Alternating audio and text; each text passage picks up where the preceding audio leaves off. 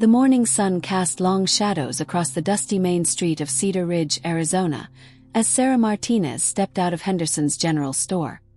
Her arms wrapped around a small bag of groceries. The familiar weight of stairs followed her down the wooden sidewalk, accompanied by the hushed whispers that had become the soundtrack of her life for the past 8 months. "Poor thing," she heard Mrs. Patterson murmur to her companion. "Such a shame about her husband. But really, what man would want damaged goods now?" Sarah's grip tightened on her shopping bag, her knuckles white against the brown paper. At 32, she had been reduced to whispered conversations and pitying glances.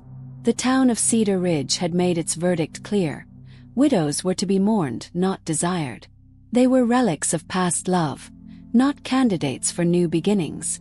The desert wind picked up, sending dust swirling around her long, dark skirt. Sarah pulled her shawl tighter around her shoulders, not against the cold, but against the judgment that seemed to seep from every storefront window. Her husband James had died in a mining accident, leaving her with nothing but a small house on the outskirts of town and the crushing weight of a community's expectations. "Sarah!" called out Tom Bradley, the bank clerk, jogging to catch up with her. His face was flushed with nervous energy, his collar slightly askew. "I was wondering if you might. Well, if you'd like some company for Sunday service tomorrow?" She paused, studying his earnest face. Tom was a good man, reliable and kind, but there was something in his approach that felt more like charity than genuine interest. "That's very thoughtful of you, Tom, but I'm managing just fine on my own." Of course," he stammered, backing away slightly. "I just thought. Well, people are talking, and I figured it might be good for your reputation if you were seen with respectable company." There it was, the truth beneath the kindness. Even Tom's offer came wrapped in the town's judgment, a bandage for her supposed shame rather than genuine companionship. "I appreciate your concern," Sarah replied, her voice steady despite the hurt blooming in her chest. "But I'm not looking to manage my reputation. I'm looking to live my life."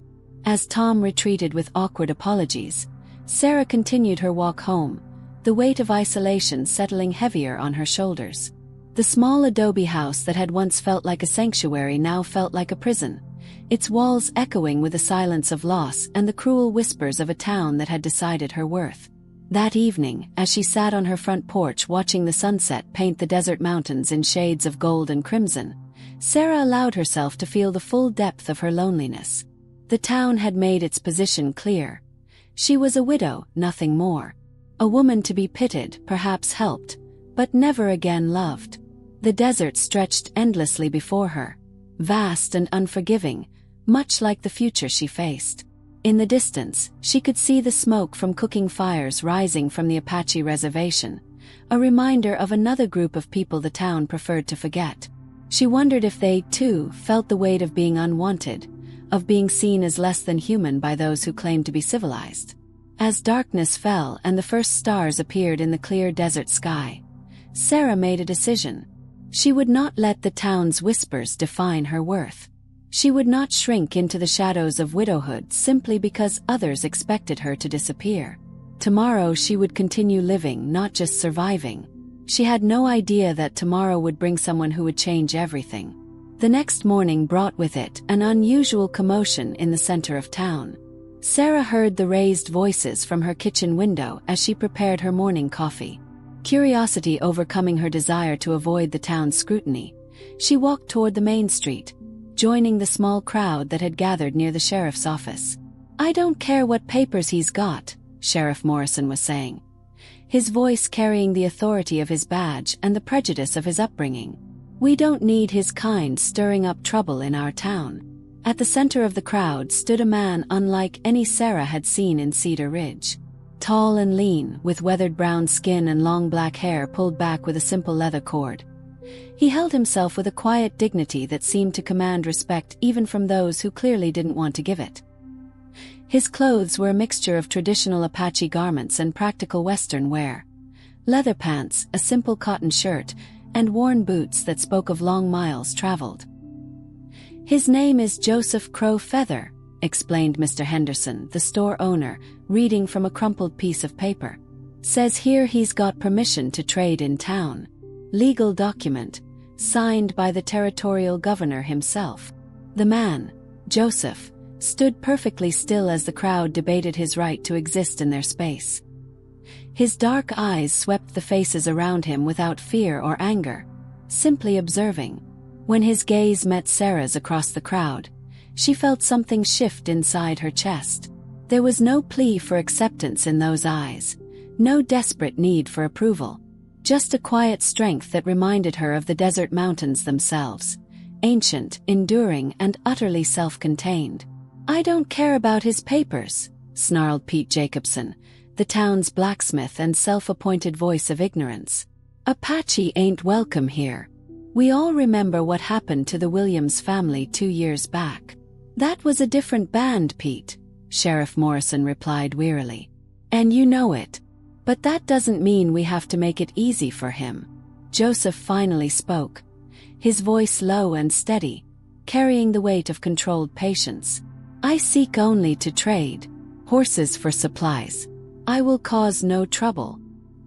His English was precise, accented but clear. Sarah found herself stepping forward, drawn by something she couldn't name. "What kind of supplies are you looking for?" The crowd turned to stare at her, and Sarah felt the familiar heat of judgment wash over her. Mrs. Patterson's eyes widened in shock, and Tom Bradley looked as though he might faint. A widow speaking to an Apache. It was scandal piled upon scandal. Joseph's attention focused on her completely, and she felt the intensity of his regard like sunlight after a long winter. "Blankets, medical supplies, flour." He paused, studying her face. "You are the woman who lost her husband in the mine." It wasn't a question, and there was no pity in his voice. Just a statement of fact, delivered with the same quiet dignity he'd shown throughout the entire confrontation. "I am," Sarah replied, lifting her chin slightly. "And you are the Apache they're trying to turn away." A ghost of a smile touched the corners of his mouth. "I am." The crowd began to murmur more urgently, sensing something dangerous in this simple exchange. Sheriff Morrison stepped forward, his hand resting on his gun belt. "Mrs. Martinez, I think you'd better head on home now. This isn't women's business." "Everything that happens in this town is my business," Sarah replied, her voice stronger than she felt. "I'm a citizen here, same as anyone else." She turned back to Joseph, ignoring the shocked gasps around her. "Henderson's store has what you need. Fair prices, honest goods." "Sarah," hissed Mrs. Patterson, "what are you doing? People will talk." "People are already talking," Sarah replied without taking her eyes off Joseph. "About both of us, I imagine." Joseph nodded slowly, understanding passing between them like a current of electricity. They were both outsiders in this place, both deemed unworthy of the town's acceptance. Both alone in different ways, but perhaps not as alone as they'd thought. "I will return tomorrow," Joseph said to Henderson, his voice carrying across the crowd. "Early morning before the heat." As the crowd began to disperse, muttering and casting dark looks at both Joseph and Sarah, he approached her. Up close, she could see the laugh lines around his eyes, the small scar on his left cheek, the way his hands moved with the careful precision of someone who worked with his hands. "You did not need to speak for me," he said quietly, his voice meant for her alone. "No," Sarah agreed. "I didn't need to. I wanted to." He studied her face for a long moment, and she had the strange sensation that he was seeing something others had missed. Not just a widow to be pitied, but a woman of substance and strength. "They will make this harder for you," he said finally. Sarah looked around at the disapproving faces still watching them, at the town that had already decided her worth. "I don't think they could make it much harder than it already is." Joseph nodded, understanding flashing in his dark eyes. "Then perhaps tomorrow when I return, you might recommend which supplies are best. You would know this town's merchants better than I." It was a simple request, practical and innocent. But Sarah heard the invitation beneath it, not just for assistance but for connection. For the first time in months, Someone was asking for her opinion, her knowledge, her help. Not offering charity but seeking partnership. "I'll be here," she said. As Joseph walked away, leading his horse toward the edge of town, Sarah felt the weight of stares and whispers intensify around her. She had just publicly aligned herself with the town's newest outcast, and there would be consequences. But for the first time since James's death, she felt something other than grief and isolation. She felt purpose. The next morning arrived with the kind of crystal clarity that only the desert could provide. Sarah had been awake since before dawn, her mind racing with anticipation and anxiety in equal measure. She had chosen her clothes carefully. Her best dress, but not her Sunday finest. She wanted to look respectable but not like she was trying too hard. As she walked toward Henderson's general store, she noticed the unusual number of people already gathered on the street. Word had spread quickly about yesterday's encounter, and it seemed half the town had found reasons to be conducting business early this morning. Joseph was waiting beside his horse, exactly as he'd promised. In the clear morning light, Sarah could see him more clearly. The careful way he held himself, the patience in his posture, the quality of his leather work. His horse, a beautiful painted mare, stood quietly beside him, her reins loose in his hands. "Good morning," Sarah said as she approached, acutely aware of the eyes following her every movement. "Good morning," Joseph replied, his voice carrying the same quiet strength she remembered. "You came. I said I would." He nodded, and she caught that almost smile again. Words and actions do not always travel the same path. "They do for me." This earned her a longer look, one that seemed to take in more than just her appearance. "What do you recommend I seek first?" Sarah considered the question seriously, grateful to be asked for her expertise rather than her charity. "Blankets first. Mrs. Henderson gets the best quality, but her husband will try to sell you the damaged ones at full price if you're not careful. Look for tight weaving, no thin spots." They walked toward the store together, and Sarah was hyper-aware of the whispers that followed them. She heard her name mixed with words like shameful and inappropriate, but she also heard Joseph's name spoken with a kind of fear that came from ignorance. Inside the store, Mr. Henderson greeted them with barely concealed nervousness. "Mrs. Martinez, Joseph. What can I help you with today?" "Mr. Crowfeather needs to examine your blankets," Sarah said, using his full name deliberately. "He's looking for quality goods, not seconds." Henderson's face reddened slightly, but he led them to the blanket display. As Joseph examined the merchandise, Sarah found herself studying his hands, strong and scarred from work, but gentle as he tested the fabric quality. His movements were economical, purposeful like everything else about him. "This one," he said, indicating a thick wool blanket in deep blue. "And this." A second blanket, brown with subtle patterns woven through it. "Good choices," Sarah said, and meant it. "What about medical supplies?" As they moved through the store, Sarah found herself relaxing into the role of advisor and translator. She helped Joseph navigate Henderson's sometimes confusing pricing system, warned him away from supplies that looked good but wouldn't last, and negotiated better prices when she could. "You know business," Joseph observed as they examined a selection of knives. "I had to learn," Sarah replied. "When James died, I had to handle everything myself. The town doesn't make it easy for a woman alone. Or for an Apache alone," Joseph said quietly. Their eyes met over the counter, and Sarah felt that same connection she'd experienced the day before, a recognition of shared struggle, of understanding what it meant to be deemed unworthy by others. "Mrs. Martinez." The sharp voice belonged to Mrs. Patterson, who had just entered the store with two of her friends. "I need to speak with you. Privately." Sarah's jaw tightened, but she kept her voice level. "I'm helping a customer, Mrs. Patterson. Perhaps later." "This cannot wait," Mrs. Patterson said, her voice rising. "What you're doing is... it's not proper. People are talking." "People are always talking," Sarah replied. "Usually about things that aren't their business." The older woman's face flushed with indignation. Your reputation is the business of every decent woman in this town. You're a widow, Sarah. You should be mourning your husband, not gallivanting around with. With what? Sarah asked, her voice dangerously quiet.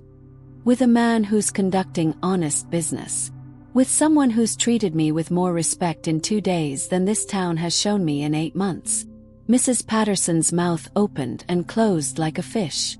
Behind her, her friends whispered urgently among themselves. At the counter, Joseph had gone very still. His attention focused on the exchange.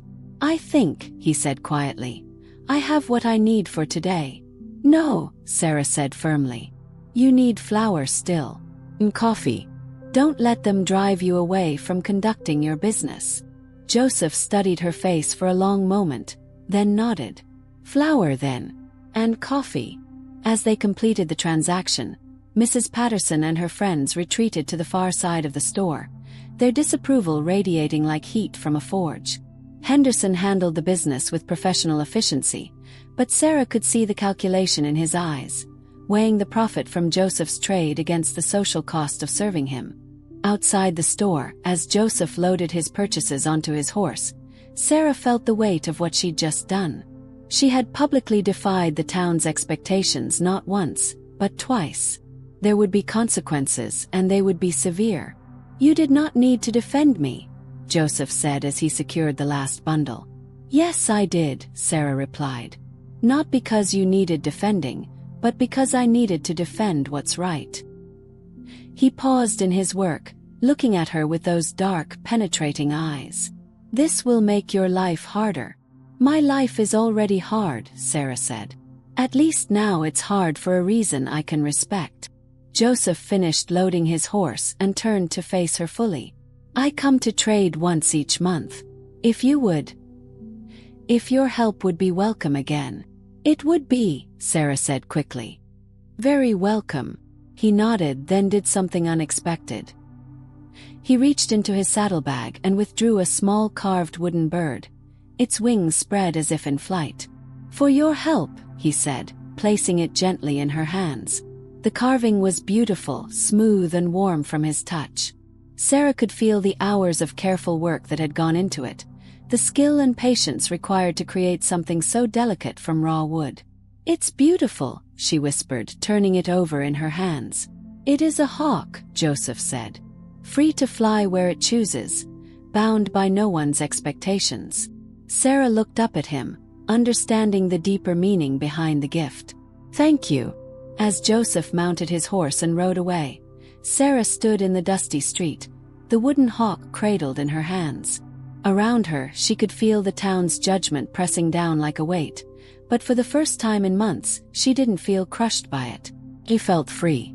3 weeks later, Sarah found herself looking forward to Joseph's return with an anticipation that surprised her.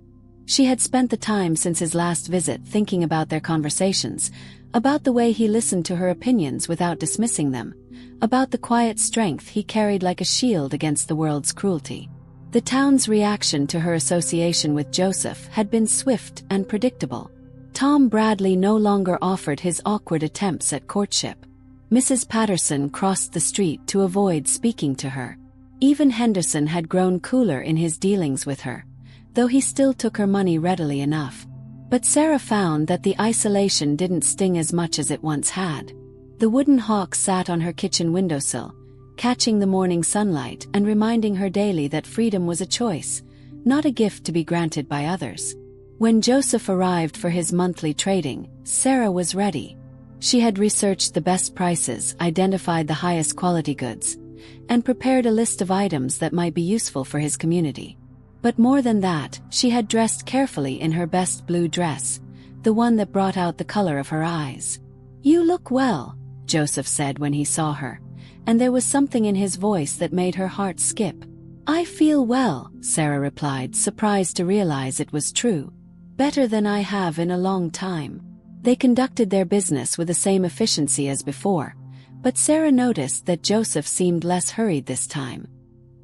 He asked her opinion on items he probably didn't need, lingered over decisions that seemed already made, and found reasons to extend their conversations. "There is something I would like to show you," he said as they finished loading his horse. "If you have time." Sarah glanced around at the disapproving faces watching them from storefronts and windows. "I have time." Joseph led her to the edge of town, where the desert began in earnest. His horse followed obediently behind them as they walked a worn path that Sarah had never noticed before. The silence between them was comfortable, filled with the sound of their footsteps and the distant cry of hawks circling overhead. "Here," Joseph said, stopping beside a natural spring that bubbled up from the rocks. Around it, desert wildflowers bloomed in impossible colors: brilliant red, deep purple, sunshine yellow. "This is where I come to think when I am in your town." Sarah knelt beside the spring, trailing her fingers in the cool water. "It's beautiful. I never knew it was here." "Most people in your town do not look beyond the main street," Joseph said, settling beside her on a flat rock. "They miss much beauty." "Including you?" Sarah asked, turning to look at him.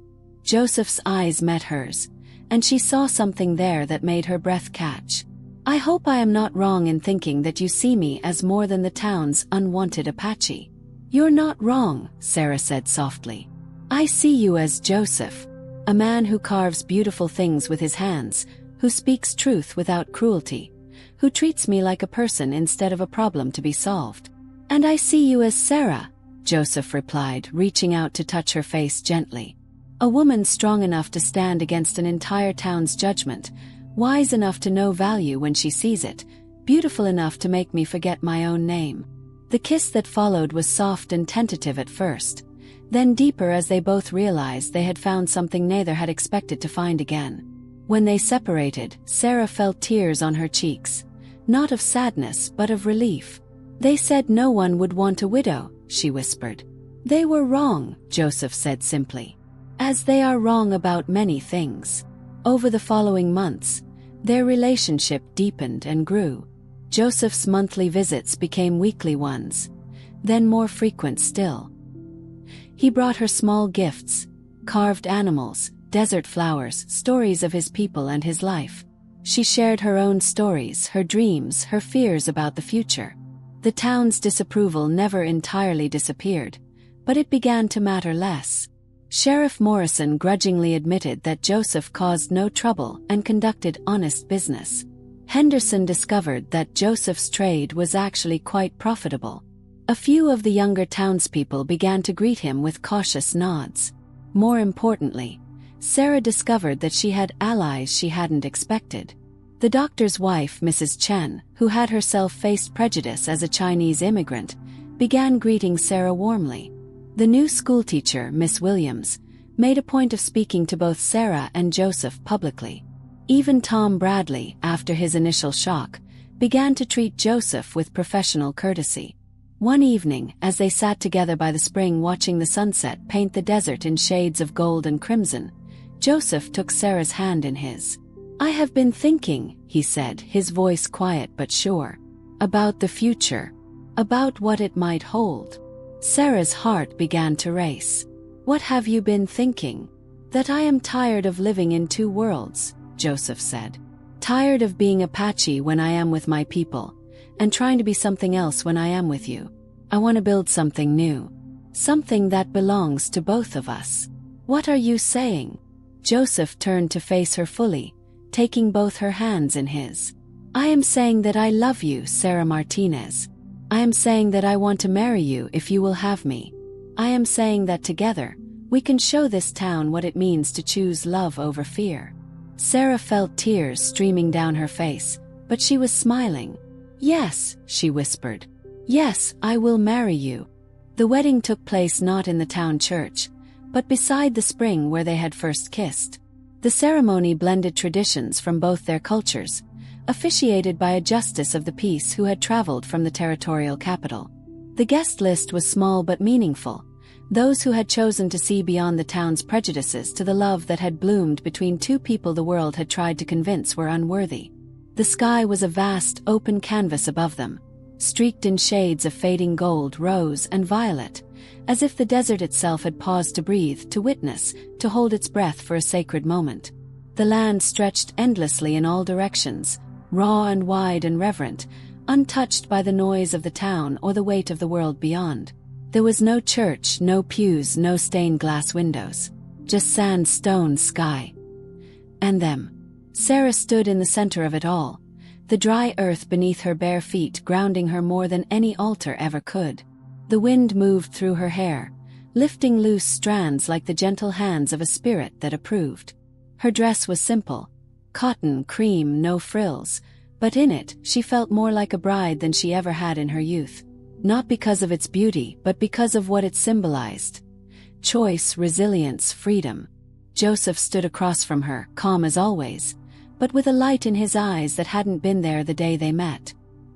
He wore his best shirt, linen, clean, worn in the way honest things are. His long hair was tied back with care, and around his neck hung a small piece of turquoise, a family heirloom. It caught the light when he moved, like the truth catching the eye in a world of distraction. They had no audience but the land, and yet in this silence everything bore witness. The cacti stood like sentinels.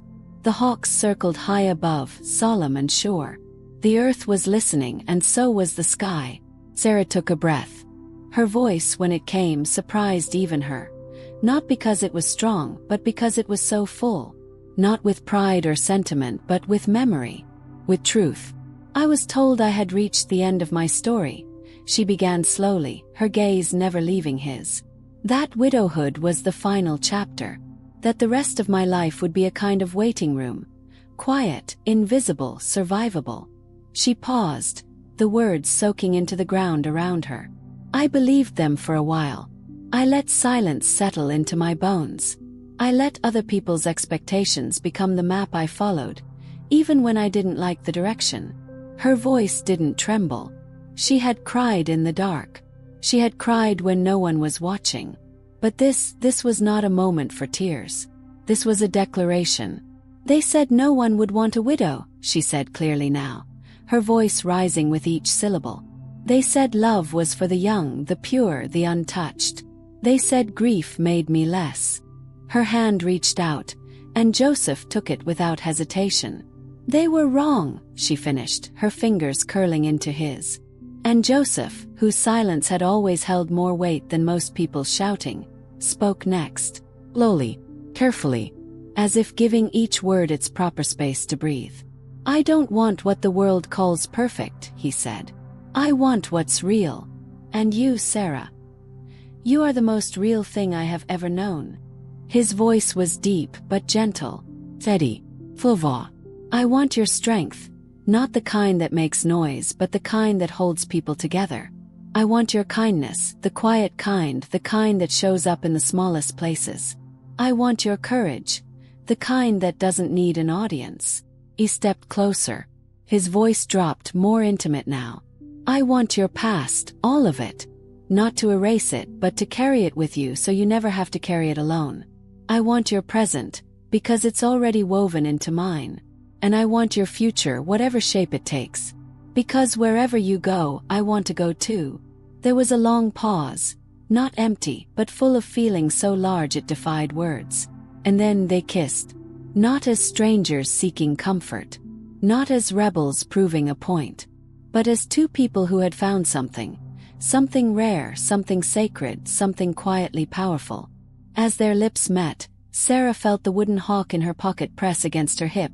The carving Joseph had given her months ago, shaped with his own hands, offered without ceremony. A bird of prey, sure, but more than that. A symbol of perspective, of freedom, of watching the world from above and choosing your own path anyway. She placed a hand over the fabric, anchoring herself to the feeling, the weight of it, the meaning. And as she pulled back from the kiss, she did not look at the sky or the town in the distance. She looked only at Joseph. He smiled at her, and in his eyes was not triumph, not possession, but recognition. He didn't rescue her. She hadn't rescued him. They had walked to this moment together, both choosing to unlearn what the world had told them they couldn't be. Behind them the town would talk. They always did. About the widow who married the Apache. About the scandal, the strangeness, the shame. About how it wasn't proper. how it wouldn't last. But none of that mattered now. Because Sarah had finally realized something that no one had ever taught her. The loudest voices are not always the most truthful, and love is not something you earn. It is something you build, something you protect, something you choose. And for the first time in her life, Sarah felt chosen. Not because she fit a mold, not because she was beautiful or young or compliant, but because she was her. And she had chosen to love, to risk, to live. Not as the town's widow, but as Joseph's wife. And more importantly as herself, wild, whole, and finally free. They had been told they were unwanted, both of them. Sarah, the widow whose silence was mistaken for weakness, whose independence was seen as defiance. And Joseph, the quiet Apache man, whose heritage made him invisible to some and threatening to others. They were both, in their own ways, reminders of things the town preferred to forget. Sorrow, difference, resilience. They had lived on the margins, not because they chose to, but because the world had decided they didn't quite belong in its neatly drawn lines. For years, Sarah had worn her grief like a shawl, not to invite pity, but to armor herself from a community that whispered too loudly behind closed doors. And Joseph had carried his history in his silence. A man who had seen too much taken, too much denied, and who had learned to expect little from anyone outside the land he knew like breath. Neither of them had sought love. It had come quietly, like a small fire lit on a cold night, hesitant at first, then slowly warming everything around it. They had found each other not through grand gestures, but through quiet moments. A shared glance, the rhythm of daily labor, the rare safety of being seen without judgment. In each other they recognized something familiar. Not brokenness but endurance. And in that recognition, they found a tenderness neither of them had known could exist outside of dreams or childhood stories. Love, they discovered, was not something that needed permission. It was not given by the hands of townspeople, or sanctioned by traditions that had long stopped serving anyone but the powerful. It was not confined to skin color, social standing, or history. Love was chosen, fiercely, deliberately, and sometimes against all odds. It was built, like a home, from worn hands and stubborn hearts. It was something they protected together, side by side, like a field they tended through storm and sun. It was cherished, not because it was easy, but because it had been hard-won. And as the desert wind carried their laughter across the endless, golden expanse of the plains, Sarah felt something she hadn't felt in years. Peace. The kind that settles in your bones and reminds you that you are exactly where you are meant to be. She was no longer just the widow the town pitied or avoided. She was Joseph's wife, yes, but more than that, she was her own woman. A woman who had looked fear in the face and chosen to walk past it. A woman who had rejected the dull safety of others' expectations in favor of the wild, uncertain promise of love. The town would talk, of course. They always had. They always would. About how strange it was. How improper. About her, about him, about the impossibility of what they had built. But their words no longer held the sharpness they once did. They no longer cut. Because words, Sarah had come to realize, were only powerful when you believed in them more than you believed in yourself. They didn't. Not anymore. She believed in Joseph's hand wrapped around hers. She believed in the meals they cooked together in the quiet of their home. She believed in the way he looked at her, not like a woman broken by loss, but like one remade in love. And she believed that the life they were building, out here in this hard, beautiful land, was more real than anything the town had to say. They had found something stronger than approval. They had found each other.